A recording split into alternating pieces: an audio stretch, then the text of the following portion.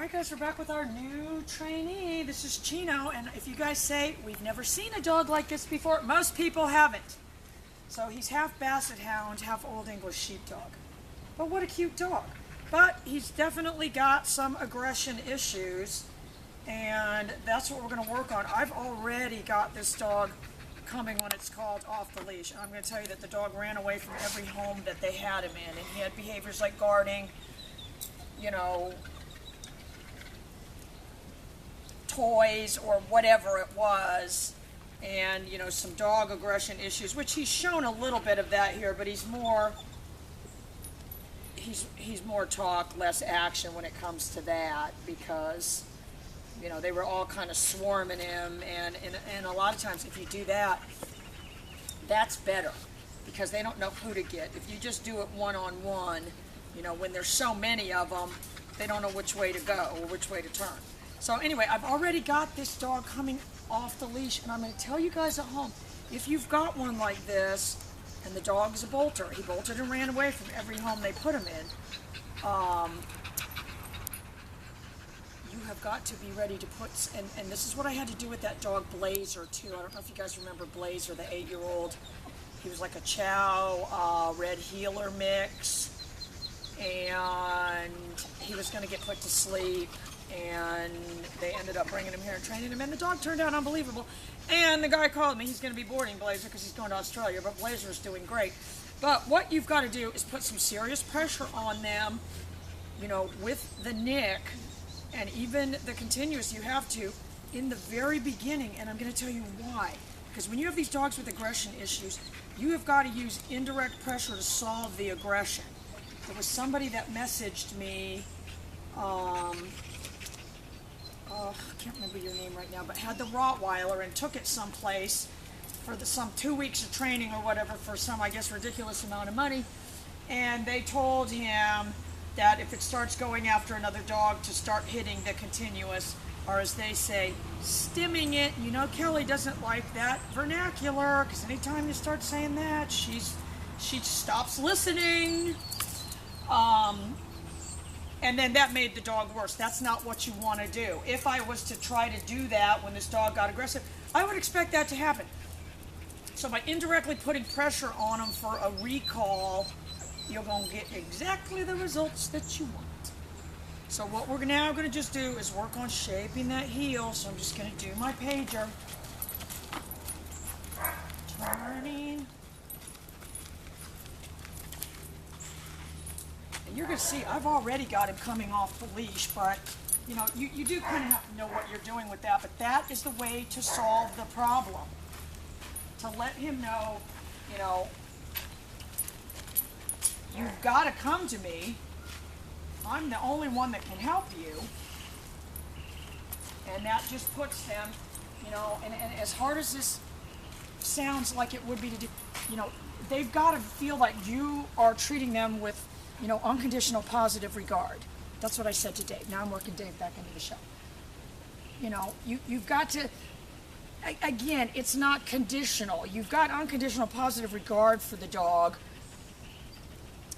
and that is a key component of it. Not that you're getting angry. People have tried that with these dogs or anything like that, that you are there regardless with their best interest in mind. We didn't have time to talk about Dave yet, but the day is not over yet. We'll do that when we do the recall. What a cute dog this is, though.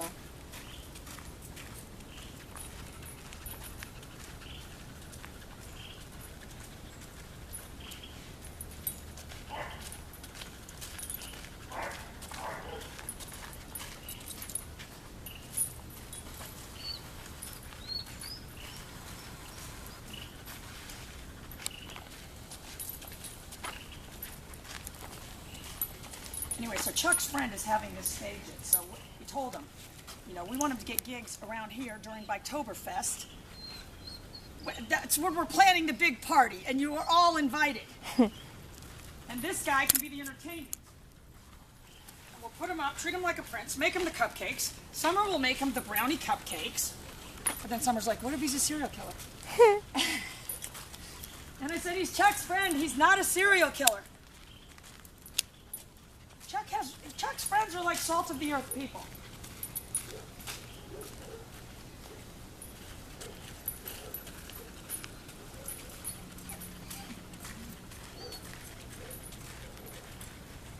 He's not a serial killer. Summer thinks everyone's a serial killer. Of course, I don't help that at all by my telling her of all these crime stories I've watched. I was telling her, I don't know if you guys remember that, about Danny Rowling up in Gainesville. This guy, this has been a long time ago. He's dead now. They executed him.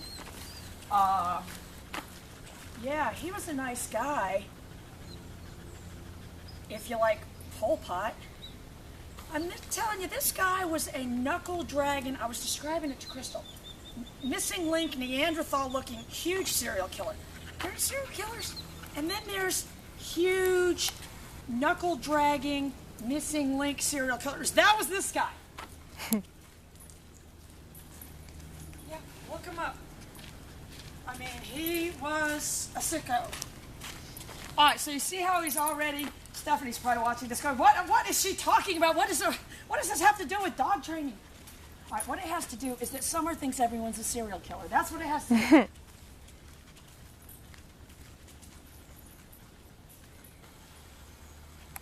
Anyway, but you can see, and again, I'm not, and when I say the unconditional positive regard, there's no correction. I'm not doing any corrections. Anything that's happening, now all that is the pager right there. My behavior is, that I care for the dog.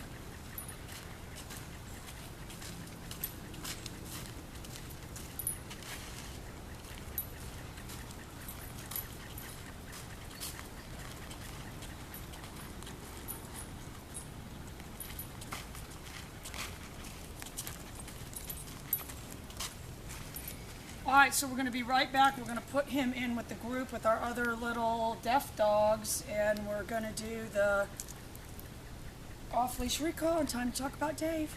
Bye, guys.